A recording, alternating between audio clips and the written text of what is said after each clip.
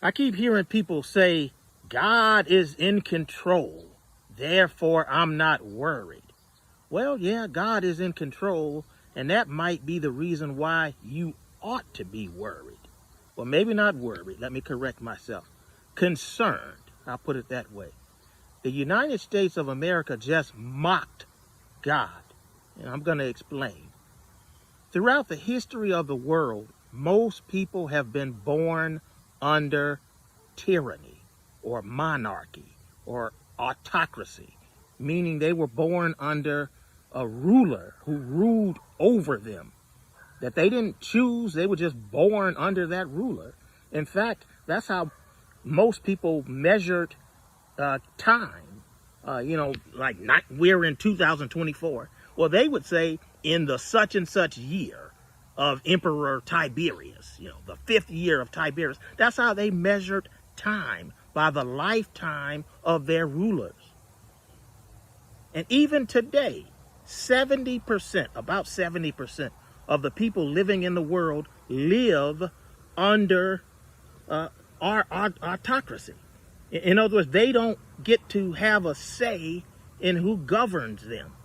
So really, just a minority of people in the world get to have a say in who governs them. Representative government is a gift from God.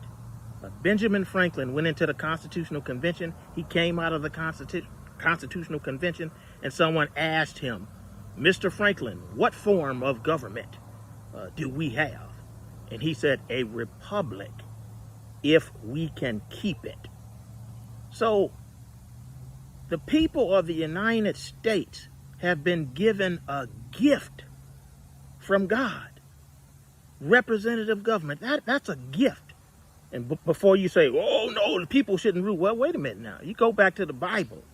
Even in the book of Deuteronomy, there were judges that ruled over Israel, and those judges were selected by the people.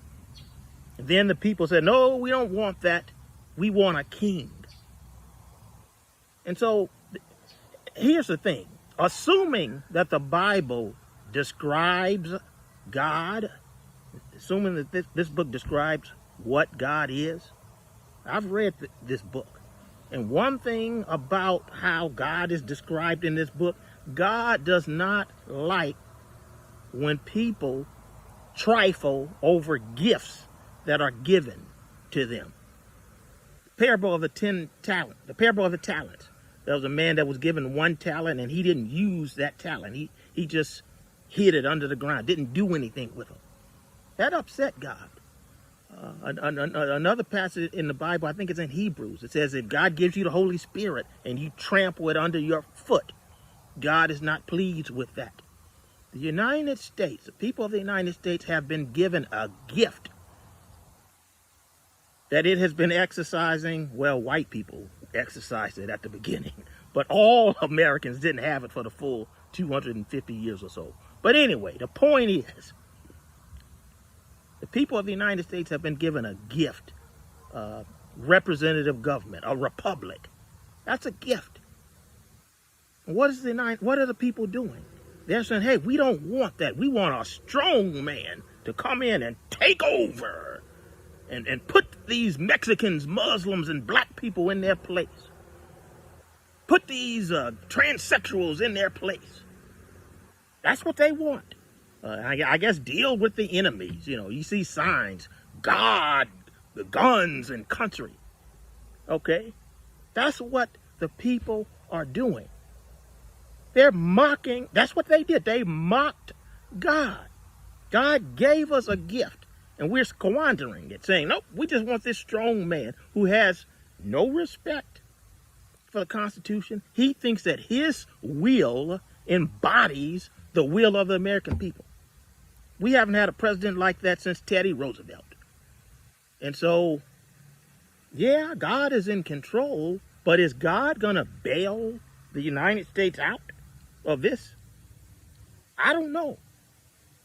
We were already bailed out 4 years ago. People were dying from a virus. People couldn't buy toilet paper, and we got rescued from that. And what did we do? We went right back into it and selected the same man. Now think about this. If Lot was taken out of the city of Sodom, his wife looked back at Sodom and became a pillar of salt. Now the United States 4 years ago, in a sense, was taken out of Sodom. Not only did we look back, we are rebuilding Sodom 4 years later. Could you imagine if Lot had rebuilt Sodom 4 years after he was rescued from it?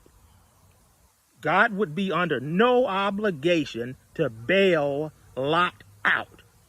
There are people in this world who pray to get under the grasp of dictators, autocrats. They pray for that. And here we are in a representative government just handing it over to a man who says he's just going to do what he wants to do. And he's proven that. And here's the thing. We can't say, Father, forgive us for we know not what we do. Because we do know what we do. Because we saw this man as president. So we can't even use that excuse. And so, yeah, God is in control, but I don't know if God is going to shield the United States from the consequences of its actions, of its own actions. People love to talk about Jeremiah 29:11. I know the plans I have for you. Okay, all right.